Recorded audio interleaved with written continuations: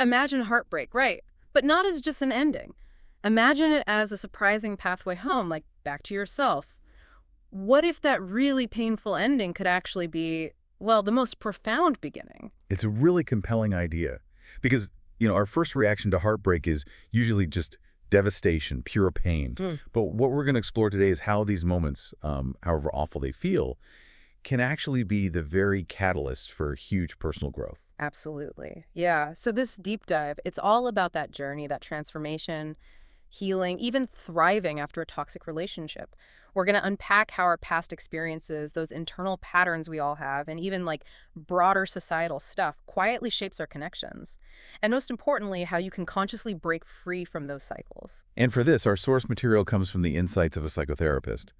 And what's great is she blends her own really raw personal journey with years of guiding others through the exact same struggle. So it's this powerful mix, lived experience and professional expertise gives us some really valuable nuggets. Yeah, that combination is key. So our mission today is to equip you with the essential knowledge, the tools maybe, to navigate your own path to self-discovery, helping you foster genuine, healthy connections, the kind that truly serve you. So let's start right at the beginning, that initial crushing shock of heartbreak. It often is the sheer intensity of that heartbreak that acts as the necessary force, sometimes almost violently, just pushing us back toward ourselves.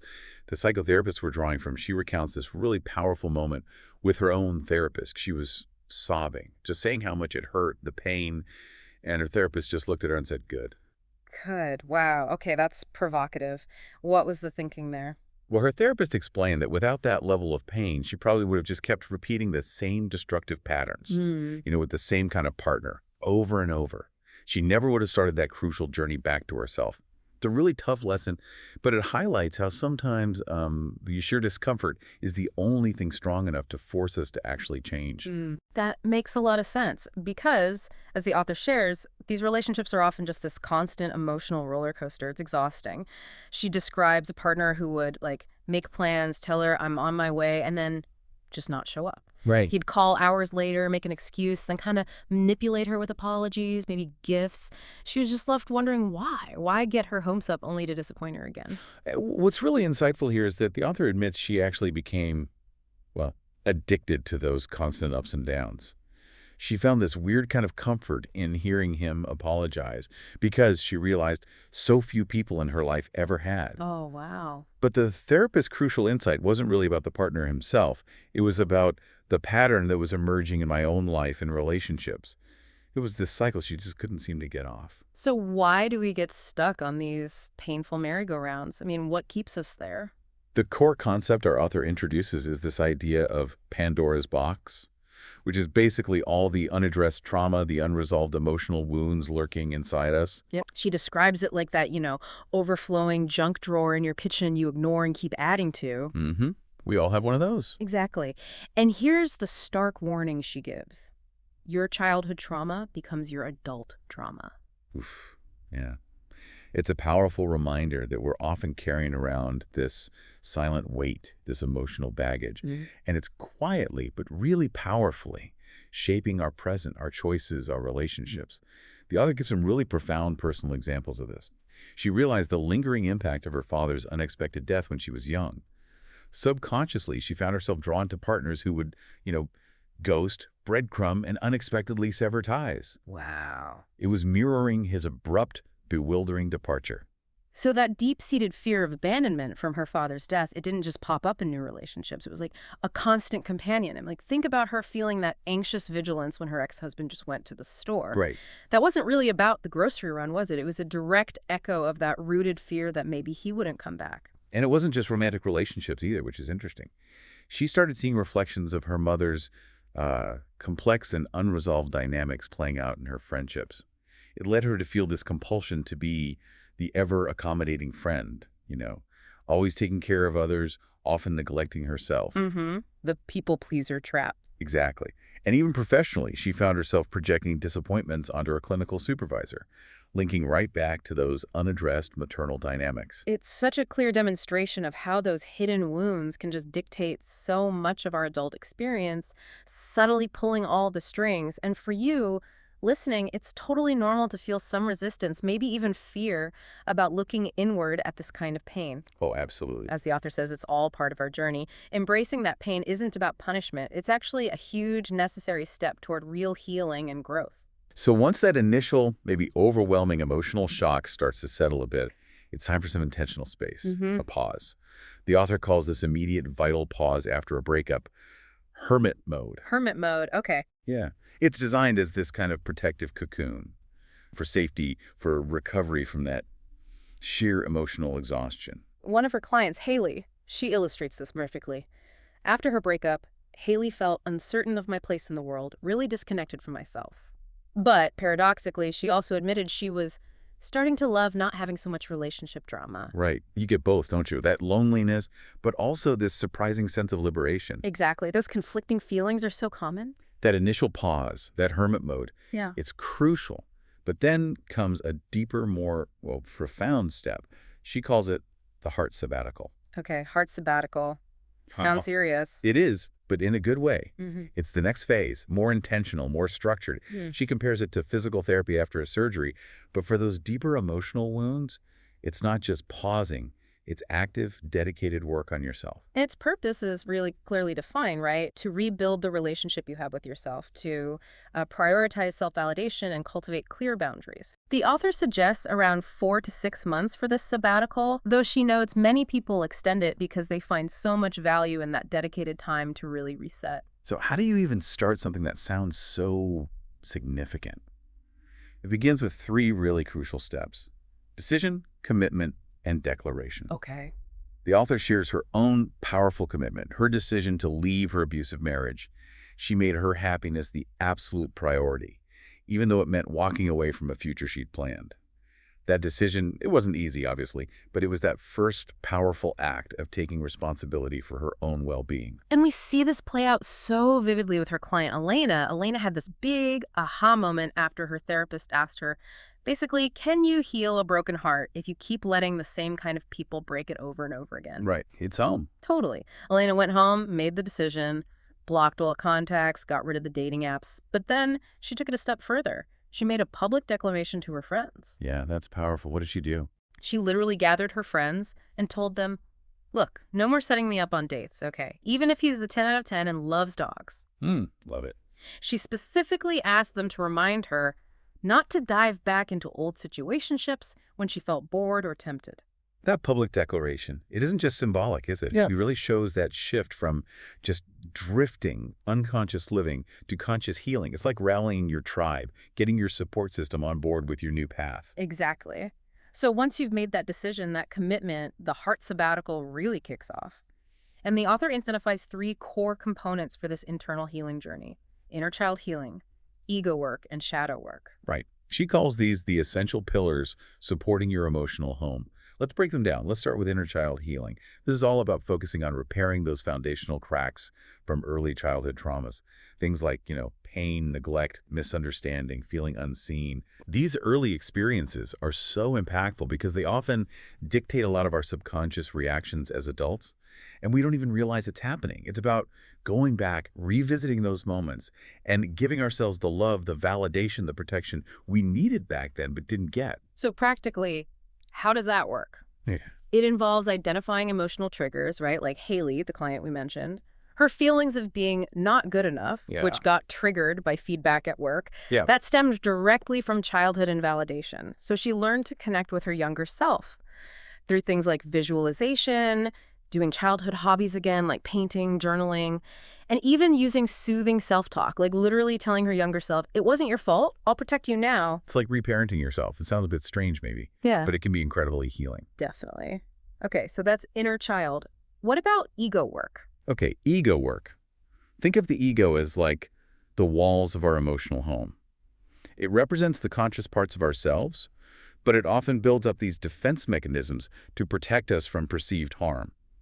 In relationships, this can show up as a strong need for control, maybe being really defensive all the time, jealousy, even an inflated sense of self, or being super rigid.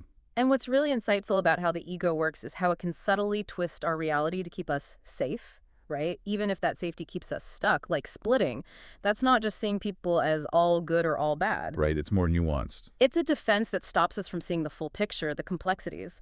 If we only let ourselves see the good in a toxic partner, we just bypass all the negative stuff that's clearly happening, keeps the cycle going. Or consider idealizing. That's not just seeing someone positively, it's overly positive, like putting a toxic partner on a pedestal.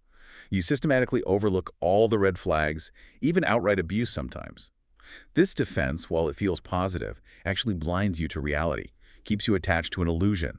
And then there's classic denial, which is more than just ignoring a red flag. It's actively refusing to accept reality, even when it's right there. Obvious to everyone else. Exactly. Whether it's substance abuse, manipulation, even violence. Denial stops you from acknowledging the truth, so you can't actually deal with the core problem. So the key to ego work, according to the author, is really developing awareness. For Haley, her constant need for validation, that tied directly back to feeling overshadowed as a child. The technique here is to learn to pause and reflect. Ask yourself, is this my true self responding right now? Or is it my ego acting out based on past hurts? That pause is so important. Okay, so inner child, ego. What's the third pillar? The third one is shadow work. The author describes this as exploring the attic and basement of our emotional home. Okay, I like that analogy. Yeah, it represents all those repressed feelings, fears, insecurities, the hidden guests we've tucked away because we're ashamed of them, or we think they don't fit the image we want to project. These aren't necessarily bad parts of us, just unintegrated ones. And these hidden aspects, they often show up in relationships in really surprising, sometimes destructive ways, don't they? Like deep insecurity, irrational jealousy, maybe unaddressed anger that leads to snapping at people you love. Or that persistent low self-worth that makes you constantly seek reassurance. Yeah. The source gives a great example with these clients, Sarah and Greg. Sarah felt this superiority because she was more financially successful and she resented her partner, but that actually stemmed from her shadow of growing up in poverty. Right, and Greg's insecurity and his passive-aggressive behavior, that was his shadow, rooted in traditional masculinity, that whole boys don't cry thing that taught him to suppress emotions. Both of them were unconsciously sabotaging their relationship because they hadn't faced those hidden parts of themselves. Instead, they were projecting them onto each other. So how do you do shadow work? The techniques involve things like meet the hidden guests, actively acknowledging these parts of yourself without judgment, and then connect the dots. Like Haley realizing her silent resentment towards her sister wasn't just about her sister, it stemmed from feeling overlooked as a child. And then understanding how that dynamic was showing up in her adult relationships. And the ultimate goal isn't to get rid of these parts, right? It's to embrace, don't erase. You integrate them, bringing them into the light, which ultimately leads to a more whole, more complete sense of self. Okay, so this internal work, inner child, ego, shadow, it's huge. But the journey doesn't stop there, does it? No, absolutely not. Healing isn't just about looking inward. It also requires us to challenge the often subtle but really powerful cultural structures and societal messaging that quietly shape our relationships and our expectations. The author points to a really disturbing trend of victim blaming when it comes to toxic relationships. Yeah, you see that a lot. Why didn't they just leave? Exactly, and she states it clearly. This reflects a culture that all too often turns a blind eye to manipulation, emotional unavailability, and, dare I say, sociopathic behavior. It puts the onus on the victim, not the perpetrator. And what's so insidious about these external forces is just how pervasive they are. They're everywhere. The author critiques the pressure, especially on women, to conform to these outdated standards by focusing so much on what men want. Right. She argues, shouldn't we be prioritizing emotional health, development, and safety of both parties instead of just seeking external validation? It's about shifting the whole framework. And this goes right into those rigid definitions of feminine versus masculine energy. According to the source, these labels damage not only our relationships, but also our worldview. These narrow boxes don't just limit individuals, they actually prevent true partnership because they ignore the rich variety of human experience and expression. Exactly. Like even equating hyper-independence with masculine energy, that's problematic. The author explains that resistance to receiving help, that hyper-independence, is often rooted in trauma. It affects both men and women. It's a coping mechanism. Yeah, it requires empathy, not judgment based on gender stereotypes. Which leads us to think about how we define femininity outside of just pleasing men. The author really advocates for rejecting those culturally groomed ideas of feminine energy being some kind of mask you wear to get something. Instead, promoting an embodied, authentic femininity.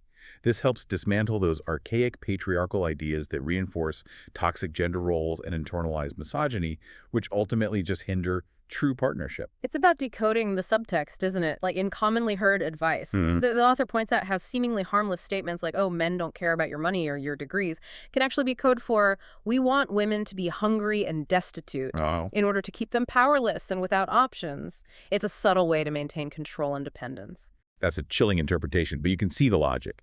And this ties into that enduring myth of the one, right, or the perfect partner. The author emphasizes that constantly searching for some external savior, the one, or this mythical perfect partner, it's actually a trap. It's rooted in codependency. A misunderstanding of love, yeah. Exactly. The true path, she argues, is cultivating self-love, being genuinely content alone. And paradoxically, that's what opens the door to authentic, healthy connections. And a huge, very tangible part of that independence is financial independence. She highlights its role in fostering real trust and equality in relationships. It actively pushes back against those societal attempts to keep women in traditional gender roles. It's not just about the money itself. It's about agency, shared power, having options. Right. So all these things, the internal stuff, the external pressures, they contribute to what the author calls living in survival mode. Yeah, describe that. What did that look like? Well, it's this chronic state, she says, fueled by unresolved trauma and that toxic shame we talked about. It leads to being constantly vigilant, always scanning for threats, and often being drawn to familiar patterns, even if they're unhealthy, because familia feels safe in a weird way. And how does that show up in relationships specifically? You might see living in extremes, needing that intense chemistry, the constant cycle of dramatic makeups and breakups. Highs and lows. Yeah, there can be an obsession and preoccupation with a new partner, or that emotional volatility, the push-pull dynamic that feels almost addictive. It can also manifest as avoidance, feeling disconnected, deep insecurity, low self-worth, and often chronic self-abandonment or self-betrayal, where you just lose yourself trying to please someone else or keep the peace. Morgan, one of the clients mentioned, she really exemplifies these patterns. In her mid-30s, she just had this history of intense, volatile relationships. She'd obsess over new partners, engage in love bombing. The author identifies this preoccupation with her partners as Morgan's survival mode coping mechanism. She was unconsciously recreating the tumultuous emotions she felt growing up, mistaking all that drama for passion or deep connection. And speaking of those internal states driving this, the author makes a really crucial distinction between toxic shame, healthy shame, and guilt. Let's clarify those. Okay, so toxic shame, that's that deep, lingering feeling that there's something fundamentally wrong with us. It's an ingrained belief that our very essence is flawed. That awful core feeling of, I am a mistake. Right. It's about being, not doing. Exactly. In contrast, healthy shame is more like a gentle internal reminder. It nudges us to recognize boundaries, promotes growth. It's like an internal compass helping us navigate social situations appropriately. And guilt. Guilt is focused on actions. I did something bad. Well- It's constructive. It motivates us to make amends, to repair harm. The example given is forgetting a partner's birthday. Guilt says, oops, I messed up. I need to apologize and make it right. Toxic shame, though, would make you feel like you're a fundamentally terrible, unworthy person just for making that mistake. That distinction is so important. And the author emphasizes that toxic shame is what really fuels survival mode. It makes us hypersensitive to judgment or criticism, keeps us constantly on guard, afraid to be truly seen, truly ourselves. Which then brings us logically to attachment styles and trauma responses. Our earliest experiences, usually with caregivers, they deeply shape our patterns of bonding. That's our attachment style. And those core wounds we carry, like I am unlovable or I am not enough, they often manifest powerfully within these attachment styles and also in our go-to trauma responses, fight, flight, fawn, or freeze. It really all connects, doesn't it? The author talks about these fascinating cocktail archetypes that combine attachment styles and trauma responses. First up, the fight anxious. What's that about? Okay, fight anxious. This person deeply craves closeness, that's the anxious part, but they also really fear abandonment. So when they feel insecure or threatened, their go-to reaction is aggression, defensiveness, that's the fight response. We see this with Ava. She grew up with parents who fought constantly, so she learned she always had to be on high alert and fight for attention and love. Right. For her, recognizing her jump-off point, that physiological sign she was triggered, like a racing heart or tense muscles, was key. And learning to manage it. Yeah, she learned specific self-soothing techniques. Things like physical grounding, literally stamping her feet or clenching fists to feel present. Short burst activities like jumping jacks to discharge that fight energy. Then consciously shifting to deep breathing and using positive affirmations. These tools helped her create that crucial space to respond thoughtfully instead of automatically reacting from that fight impulse. Okay, that makes sense. What's the next archetype? Next is the fawn anxious. This person suppresses their own needs and desires to appease others. That's the fawn response, often to avoid conflict because they're anxious about rejection. But underneath that accommodating surface, there can sometimes be a kind of covert manipulation happening to maintain connection. The author uses Clara's salsa dance analogy for this one. Clara was constantly playing the peacemaker, dancing around conflict, trying to keep everyone happy. But internally, she was like a cat on a hot tin roof, anxious, unable to relax, always anticipating the next problem. Yeah, and this type might use love bombing after a conflict to smooth things over quickly. They can also oscillate between playing the victim and then suddenly becoming the abuser to maintain control, never really settling into genuine, stable connection. Okay. Then there's fawn avoidant. How does that work? Fawn and avoidant seem contradictory. They do, but it makes sense when you unpack it. This person suppresses their needs to placate others. That's the fawn part, keeping the peace. But they also deeply fear intimacy and vulnerability. That's the avoidant part. The author uses Jake's dodgeball analogy here. He'd try to catch every ball thrown at him, overgiving, pleasing everyone. Right. But then when true emotional closeness was actually sought, he'd start ducking, diving, and dodging away. He couldn't handle the vulnerability. And this type often uses intermittent ghosting or withdrawal, right? Then maybe love bombing to pull people back in. Exactly. And they might find themselves in financially abusive or other transactional relationships where they overgive not out of true generosity, but almost as a payment for acceptance or to keep people at a safe emotional distance. Got it. And the last one, flight avoidant. Flight avoidant. This archetype really prioritizes independence above almost everything else. They avoid deep emotional connection or commitment. Their primary response to feeling vulnerable or overwhelmed by intimacy is to retreat, the flight response. Alex's tightrope walker analogy captures this well, wanting to soar in life, in career maybe. Yeah, but feeling like they're going to fall if someone tries to get too close emotionally. So they often just bury themselves in work or just shut down when intimacy feels threatening. They prefer escaping into tasks or solitude rather than facing emotional demands.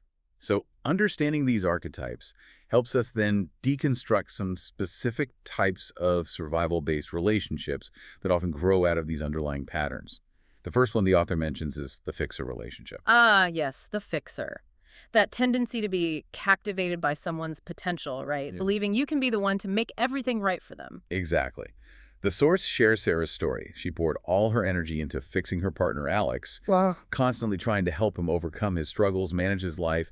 But what she eventually realized through her own work was that it wasn't really about Alex at all. It was about healing the little girl inside her, the one who thought she needed to fix something broken, maybe a parent, maybe the family situation, in order to feel worthy, to validate her own worth. Wow. Her desire to fix others was really a reflection of her own unaddressed need for self-acceptance. That's deep. It is.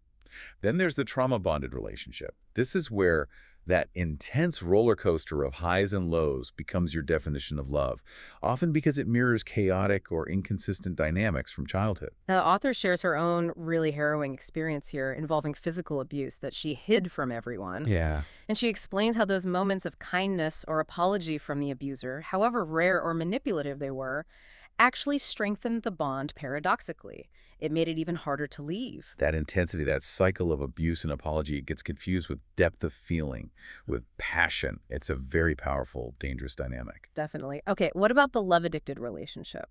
This one is characterized by chasing that intoxicating high of initial attraction, the NRE, new relationship energy. It leads to this cycle that ensnares us in a desperate pursuit of recapturing that initial rush, often jumping from one intense beginning to the next. Tina, the client example here, she relied on intense physical intimacy as really the only way she knew how to connect, which mirrored her parents' emotional unavailability growing up. So, predictably, she found emotionally secure, stable partners boring because they lacked the drama, the highs and lows she'd come to associate with love. Another really common pattern stems from childhood emotional neglect. The author calls it the emotionally neglected child as a hypervigilant, love-starved adult. That sounds painful. It is. Those unmet childhood emotional needs for validation, attention, soothing lead to this persistent feeling of emptiness and longing in adulthood. It often manifests as being hypervigilant for signs of rejection and desperately seeking approval from others. Like Leela, she was the classic yes person at work, in her friendships. Her drive to appease everyone stemmed directly from that childhood emotional neglect. Her healing journey involves slowly, painstakingly learning to set boundaries, using journaling to understand her own needs, and practicing self-validation, breaking that lifelong cycle of looking outside herself for worth. The author also tackles casual sex and unresolved attachment wounds. How do those connect? Well, she explains how fleeting physical connections can sometimes feel like a quick fix for that deeper yearning for genuine connection. But ultimately, they don't nourish those deeper attachment needs for security and intimacy. James, the client example, found himself drawn to unpredictable, exciting relationships that mirrored his emotionally distant father. Right. It led to this cyclical search for the high, that initial spark. He'd even unconsciously incite drama sometimes, just to feel something intensely. His shift came when he started embracing self-compassion and consciously sought out deeper, more stable connections, even though it felt unfamiliar at first. Okay, and finally, let's talk about covert emotional abuse and covert narcissism. This feels important because it's often so subtle. Exactly. It covers those insidious abusive behaviors that slowly chip away at your self-worth, making you doubt yourself. Things like fake apologies with no changed behavior. They say sorry, but nothing changes. Or ghosting after a disagreement as a form of punishment. Yeah. Or constantly invalidating your experiences with phrases like, you're too sensitive, or you're imagining things. Gaslighting, essentially. Or moving the goalpost, you finally meet their expectation and they just change it, so you can never win. Or just emotionally pulling away to control you. And the covert narcissist is often a master of this. They might appear shy, sensitive, even play the victim. But underneath, there's a lack of genuine empathy, a sense of entitlement, and they use manipulation to maintain control and feel superior. Mara, another client, had a major breakthrough during her heart sabbatical. She realized she'd settled for so much less than she deserved because of these deeply ingrained people-pleasing tendencies. As she healed and built her self-worth, she started setting firm boundaries with her ex, finally understanding that her value wasn't tied to his approval or validation. So, okay, after all this really deep introspection, understanding our patterns, the archetypes, the relationship types, what's the path forward? How do we move towards something healthier? Well, it really comes back to reclaiming your power through that inner work we've been discussing. It reiterates the importance of self-awareness, of understanding your own underlying emotional needs, whether that's for belonging, support, love, respect, freedom, whatever they are for you. And there are practical tools for healing that go beyond just, thinking about it. Things you can actually do, like taking space and giving space. That's crucial, isn't it, for processing your own emotions and also respecting others' boundaries. Absolutely. It means honoring your need to step back when you're overwhelmed and also respecting when others need to do the same without taking it personally. And sitting with discomfort before reacting. That sounds simple, but it's huge. It's about cultivating presence, choosing your response from a place of strength and clarity, not just reacting out of that emotional turmoil. Yeah, and tools like journaling, deep breathing, just taking a moment to reflect, they're invaluable aids here. They give you that crucial pause between stimulus and response. Which leads naturally to trusting your intuition and refusing denial. The author suggests actively connecting with your own Pandora's box, understanding your patterns so you can actually hear and trust your inner voice, your gut feelings. Remember Haley? On her solo trip, she had that big realization. Now that I'm not in denial about the issues in my relationship, I can hear my intuition so much clearer. It's about clearing out the internal noise, the denial, the wishful thinking, so you can hear your true self speaking. And we can't forget the physical side of healing, somatic work, bridging the mind and body. Yeah, addressing how trauma actually gets stored physically, like chronic tension, headaches, digestive issues, that kind of thing. So this involves practices like self-regulation, deep breathing, gentle yoga, mindful movement, and also consciously managing those physical signs of emotional triggers, like maybe that familiar tightness in the chest you feel right before you need to speak up or set a boundary. It's about releasing trauma held in the body. And we can also learn to, as the author puts it, hack your happy neurotransmitters independently. Find healthy ways to feel good. Right. Practical ways to boost serotonin sunlight, exercise, dopamine setting, and achieving small, meaningful goals, getting little rewards, endorphins through more vigorous physical activity. These things help recalibrate your emotional well-being independently, so you're not relying on external sources, especially unhealthy relationships, for that temporary fix of feeling okay or happy. Okay, so once you've done that crucial inner work, you can start building a solid foundation for what the author calls conscious love.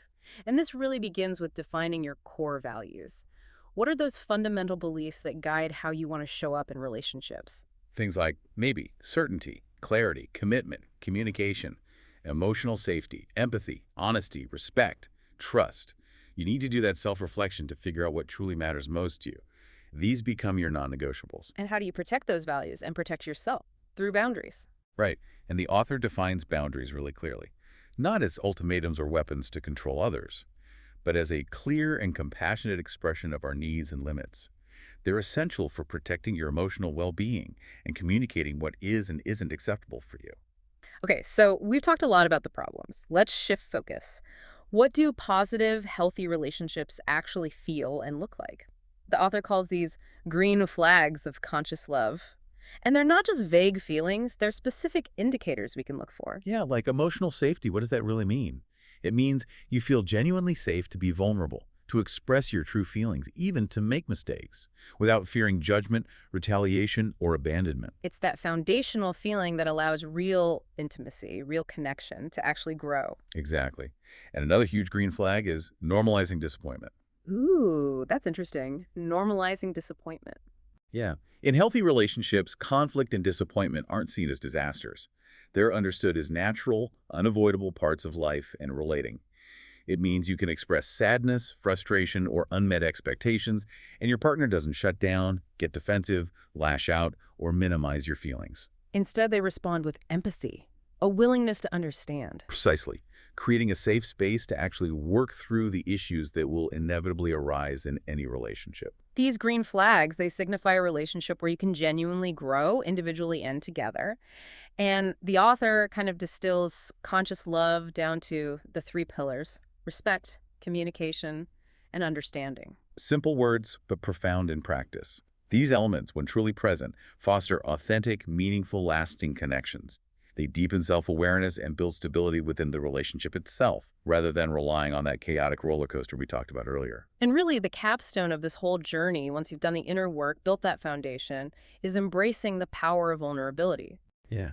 It's about consciously choosing to shed those protective layers, those defense mechanisms, to show your true self, flaws and all. And this isn't just about oversharing or dumping secrets. It's about choosing to respond from an open place instead of reacting defensively, choosing to be seen, even when it feels uncomfortable or risky. Because that vulnerability, when met with safety and respect, is what truly deepens connection. It builds trust, enhances emotional intimacy, promotes further healing, and encourages powerful authenticity. It creates that genuinely safe space for exploration and for navigating differences in a healthy way. Wow. Okay. So what does this all mean for you, our listener, who's been on this journey with us? We've really traveled from that raw pain of heartbreak through understanding the intricate dance of our internal wounds and those external influences, and hopefully charted a clearer path toward conscious, fulfilling connections. Yeah, and at this deep dive, I think it really shows us that healing isn't about erasing your past, trying to forget it happened. It's about understanding it, integrating it, learning from it, and then consciously building something profoundly new and healthier. So here's a final thought to leave you with. What if, instead of waiting for love to find you or searching for that perfect person out there, you focused on becoming the love you always deserved, cultivating that safety, respect, and understanding within yourself first? What would that look like in your life, starting today?